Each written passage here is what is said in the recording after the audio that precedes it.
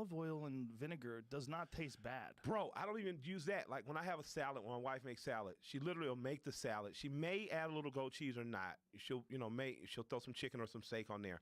But if it's fruit in the salad, I don't need any salad dressing. Just throw some strawberries or some apples or something to just give me that spry of juice, and I'm good. Yeah. Now, if I could figure out doing that 3 to 4 times a day, versus the one meal I'm with my wife and then eating like trash in the studio, I'll be great. Yeah, that's the problem when the temptation rolls in. You see burgers and fries, you just go, fuck it. You see a Coca-Cola, real Coke. That really is it for me. Oh, I had to quit sodas. They're the worst. Which brings me to Cripa-Cola. Yeah, so what is Cripa-Cola? You gave me 2 bottles of it, but I wanted to keep it in the refrigerator. I want to enjoy it in its perfect temperature. Coca-Cola, Pepsi-Cola, RC-Cola, anything with cola, right, has probably killed more Americans than anything else in the world, right? So anything that's cola, because Coca-Cola's provided tons of jobs in my hometown. I don't want to diss them. They might promote a concert of mine, right? But we know that sugary drinks aren't good for you. Right. Yet we don't have an aversion to, we don't criminalize sugar. And my doctor literally told me, Michael, sugar is poison, right? I want you to work it out of your diet. But these kids that are members of these little punk-ass street fraternities, essentially gangs, we criminalize and villainize a bunch of teenagers who simply don't have anything to do. They don't have jobs. They don't have skills. They don't have organization. They don't have police athletic league like they used to. They don't have people engaging them in academics or sports the way they used to. So they just kind of, mess off, fuck off, sometimes fuck up, and violence happens, right? If you could take those same kids with entrepreneurial spirit that'll sell you water on the side of a highway, and you add it to something the public already wants anyway, cola, you create something like Cripa-Cola and B-Pop. And essentially what you're doing is creating the same sugary shit that we all go buy and drink and we shouldn't. And now we're giving the structure of, say, a Hell's Angels to say, yeah, you could say we're a criminal organization, but we still can sell you a fucking T-shirt because we're now paying our taxes, we're now employing people, and we're now doing what we're supposed to do. And that's what I wanted to give the gift of my friends who are members of street fraternities. And we actually pulled it off at the show. These guys actually managed to bring something in microcosm to the market in Atlanta. It did well enough for us to continue doing it, and I'm going to see how far it can go. And what's in it? Sugar, water, artificial, what is it? Food color and flavor, and that's it. I think it's 6 ingredients total those guys got. Do you know what Zevia is? You ever fuck with Zevia? You mean the fake sugar stuff you use? Zevia is soft drinks that are made with stevia. Yeah, but the thing is, like, you know what I found out with me with sugar? It's either just do it or don't. Like, for me, it's easier to do things that are actually a real just sugar, like a Mexican Coke, or just have, some carbonated water with lemons in it. I don't do well with the imitation. It's kind of like getting a hand job. I want the whole thing. I know what you're saying, but this stuff is good. It's different. I've had some. My man Pooh Bear, who writes for Justin Peabody, he's did it. It's just I am such an addict of sugar. You want the real thing. Yeah, so it doesn't make sense for me sometimes to tempt myself. So I'll do just drink water?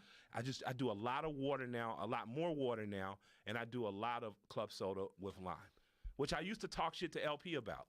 I mean, you're drinking white guy drinks. and now L is ordering a fucking, he's ordering a drink, and I'm just like, yeah, I'll take a club soda and lime.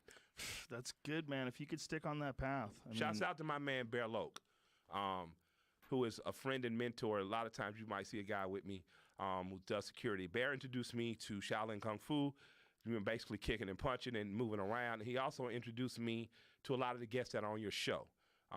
Including, guests that talk about intermittent fasting, that talks about getting rid of sugars and stuff. And he just loves me like a big brother. So he keeps me in tune with what's going on. He's the person that actually introduced me to stevia. Always good to know a guy like that. He's got his finger on the pulse. I like to know people that are smarter than me so I don't have to learn as much. I can just go to them with questions. Yeah, absolutely. That's the move. Yeah, I don't like being the smartest guy. No. Nah. Well, I don't have that choice. That option's not possible. Yeah. So, you need to get another room if you're the smartest. Yeah, fuck that. Yeah, I mean, talking to Elon Musk on the show about that, when he was talking to me about the thoughts that are bouncing around inside of his head that he can't control. And then it's always been his whole life, like, you wouldn't want to be me. I was like, Jesus Christ, I'm just thinking about it. I thought I did something cool smoking with Mar, and that was definitely cool. But you getting Elon Musk to fucking smoke is classic stoner history in the making right there. Yeah, I didn't even, the thing about it is, if I had any idea that people would react to it that way, I mean, I would just do that on a normal show. That's normal. Yeah, it's California, it's legal. Yeah. We smoke weed. It's no big deal. It's fun. It's It's like a camaraderie thing. I think so. I think so. Everybody's sharing space together. It's a peace pipe of sorts. Absolutely. It's one of the only things you sip off that another man's lips touched. Like everybody does it. Yeah. Right. Well, women too, but we just don't admit to ourselves that there's another guy. That's true. But that's like it's been washed. Yeah. This is like joint to person. Yeah. Right there, no wash. Like if someone wanted to give you a haul off of their cigar, try this. You'd be like, get the fuck out of here. I've actually Noriega did that to me. Manuel Noriega? No, not Manuel Noriega. Noriega's the rapper. Oh, Victor holy Santiago. Shit. Yeah, I definitely would smoke cigars with Noriega. I wish. God I would have smoked cigars and done coke, and I'm not a cocaine user, but I would have definitely. My wife talked about going to Colombia, and I said, honey, I've never said this to you. She said, what? I said, if we're going to Colombia, we're going to do cocaine. I said, of all the places in the world, I said no to cocaine everywhere, from Dubai to Denver. But in Colombia, I say, why, fuck it. We're here. We're at the source. Yeah, when you're in Hawaii, you eat poi. Yeah. You know? You go to a luau. I would try for sure those leaves, the chewing of the leaves. The coca leaves. And in Peru, as you ascend up the mountain, shouts out to Immortal Technique, my Peruvian raw rap friend. I love that dude. Yeah, I do too. He's a good man. He's been on a couple times. He's a great guy, man. Great human being, man. Yeah. Dude, that guy brought me a plate of his